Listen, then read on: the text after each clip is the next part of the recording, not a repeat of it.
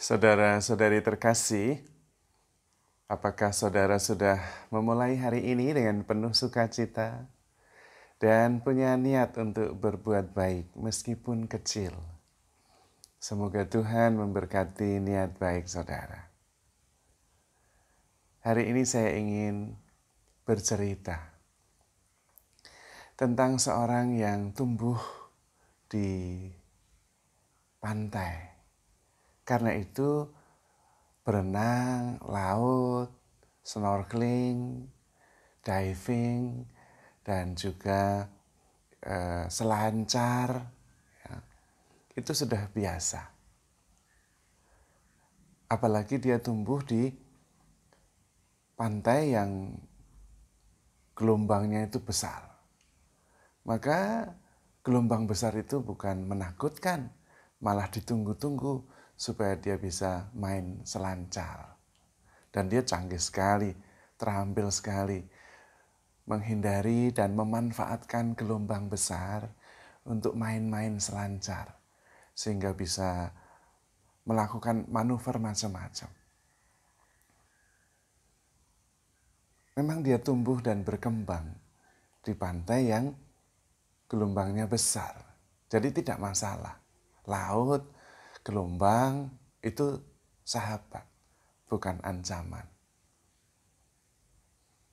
Sementara ada teman saya juga yang tumbuh di gunung, nggak pernah lihat laut, nggak pernah lihat sungai. Tetapi jalur-jalur yang berjurang dan bertebing, wah dia santai. Jalan naik turun gunung biasa. Tapi diminta untuk berenang, waduh takut sekali. Berenang di air yang tenang saja takut. Nggak bisa. Apalagi harus ke pantai, ke tempat teman satunya yang ada gelombang besar. Waduh, di pantai saja dia pakai baju lengkap, celana panjang, sepatu. Lalu hanya duduk di kejauhan memandang indahnya laut dan gelombang. Bisa dimengerti. Karena memang dia dibesarkan sesuai dengan alamnya. Masing-masing berkembang dengan keistimewaannya sendiri-sendiri. Kalau untuk trekking, mendaki gunung di antara tebing-tebing, enggak masalah. Ringan, lincah. Karena memang dia tumbuh, dibesarkan di daerah pegunungan. Tidak mungkin menghasilkan seorang peselancar yang canggih kalau dia dibesarkan di pegunungan. Tapi juga tidak mungkin menghasilkan pemanjat tebing, pendaki gunung kalau dia dibesarkan di pantai. Namun intinya justru tantangan yang membuat dia tangguh. Karena di antara tebing-tebing dan gunung-gunung dan jurang, maka dia menjadi pribadi yang tangguh. Badannya kuat, nafasnya panjang untuk naik turun gunung. Demikian halnya yang dibesarkan di pantai. Justru karena gelombang besar, maka dia menjadi peselancar yang baik. Kalau tidak ada gelombang, dia tidak bisa menjadi peselancar. Atau ada gelombang tapi gelombangnya kecil, ya nggak bisa jadi peselancar. Dalam hidup juga seperti itu.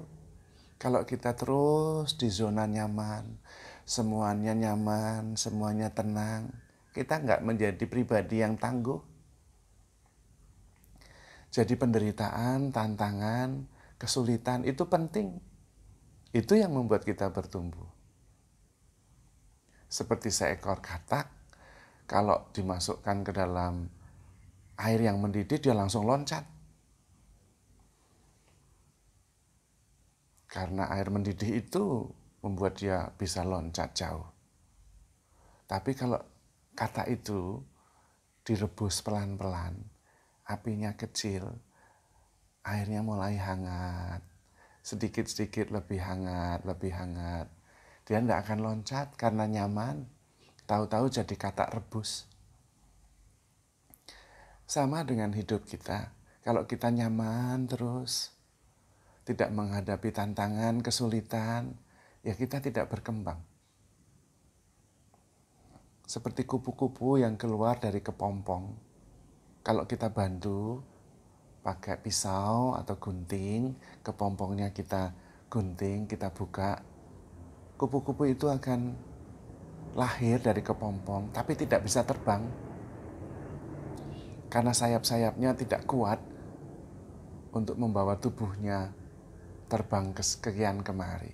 Tapi ketika kupu itu mulai keluar dari kepompongnya dan mengalami kesulitan, maka dia istirahat sebentar, lalu mengerahkan tenaga lagi lewat sayapnya, dan kemudian kepompongnya mulai membuka, dan ketika dia lelah dia istirahat lagi, lalu dia memaksakan lagi supaya kepompong itu makin lebar terbuka menggunakan kekuatan sayapnya. Lama-lama kepompong itu terbuka dan sayapnya mekar, megar, wah kuat sekali.